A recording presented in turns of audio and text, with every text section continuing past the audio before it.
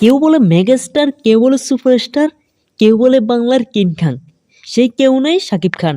নতুন লোকে প্রকাশ্যে শাকিবকে দেখতে বনানীতে জনসমাগম। ক্যারিয়ারের সুসময় পার করেছেন শাকিব খান। নতুন প্রত্যাবর্তনের পর একের পর এক চমক নিয়ে পর্দায় ফিরেছেন, সে সঙ্গে হিট সিনেমাই দিচ্ছেন।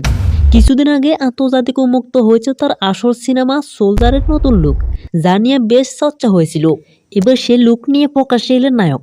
শুক্রবার সকালে রাজধানী বনানী একটি প্রতিষ্ঠানের নতুন আউটলেট উদ্বোধন অনুষ্ঠানে হাজির হয়েছেন শাকিব খান। তার আসল খবরের বনানীতে শত শত দর্শকের সমাগম হয়েছে। উপস্থিত সবাই শাকিব খান বলে স্বীকার করেছেন তাকে এক নজর দেখার জন্য।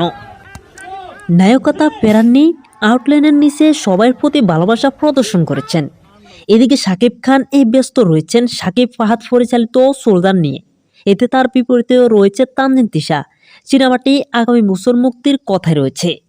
আজ এ পর্যন্ত, সবাই ভালো থাকবেন, সুস্থ থাকবেন। ভিডিওটি ভালো লাগলে লাইক সাবস্ক্রাইব করে আমাদের পাশে থাকবেন। ধন্যবাদ সবাইকে।